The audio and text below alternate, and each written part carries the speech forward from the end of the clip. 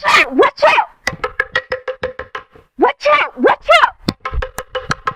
The Mataram soldiers are coming back! The Mataram soldiers are coming back!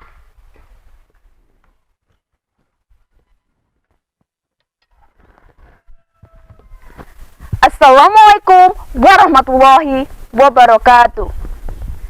Good morning to the honorable judges and everyone who's watching today.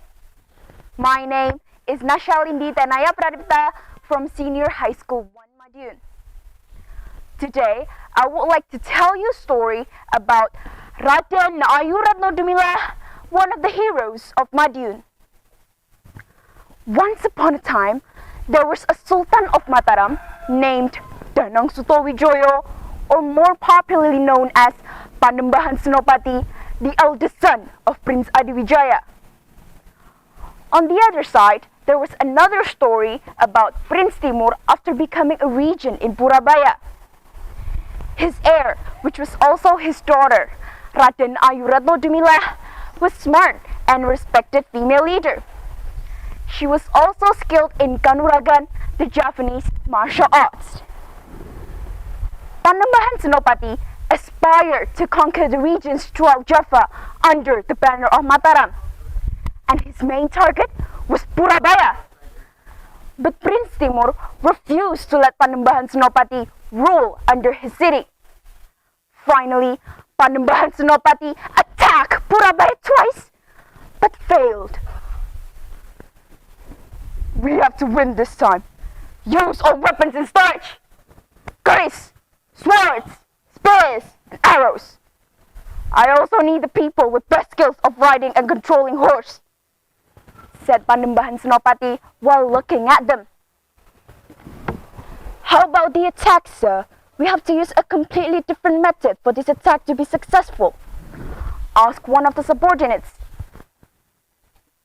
Let's divide the troops into the core troops and the second-class troops. We have to deceive the enemy. That's why the second-class troops will bring the attributes of great war. The main task for the second-class troops is to encircle Purabaya and make sure to come from the opposite direction. Do you understand? Yes, sir! They answered excitedly. In the nesting run, Panembahan Senopati was assisted by two war expert advisors, namely Ki Jurumertani and Ki Panjawi. You know, we have to make another trap to make sure they don't know our troops going to attack, said Ki Jurumertani. I know. That's why I have to ask the both of you, what ideas do you have? Asked Panembahan Senopati.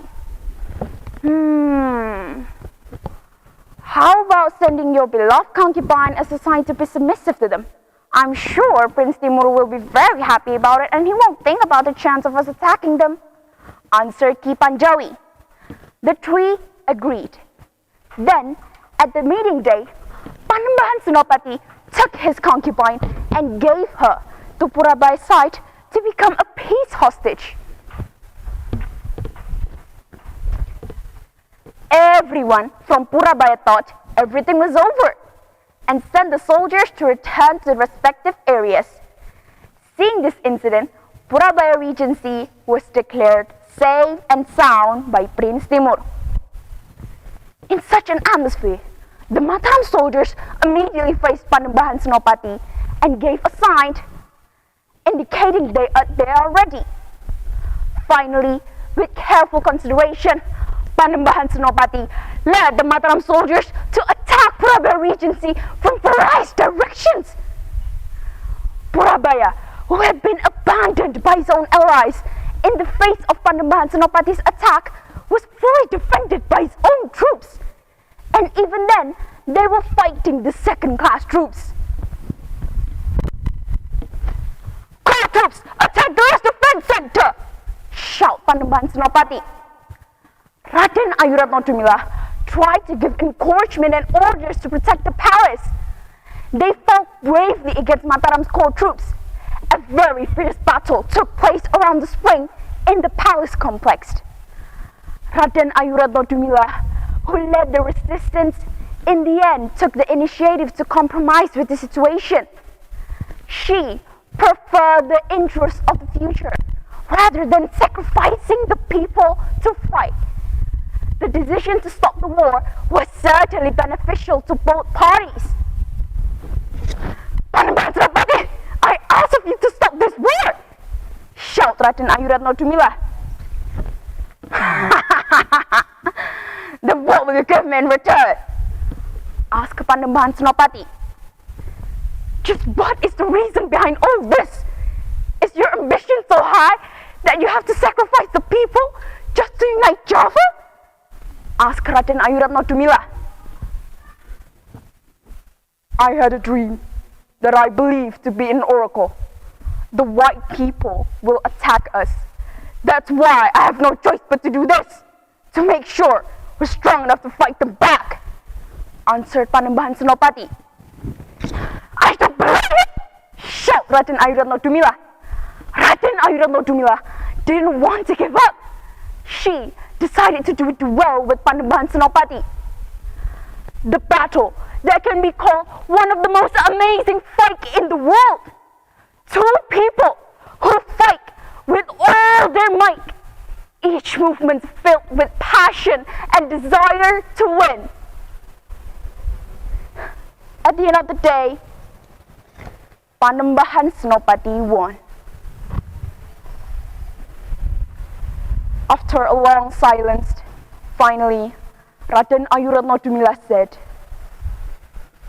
"You can rule this land, but make sure to keep my people live in peace, because that is the role of a leader." The war was finally over. After a while, Raden Ayu Retno Dumilah was actually able to win the sympathy of Panembahan Senopati, because then she was married to become the empress.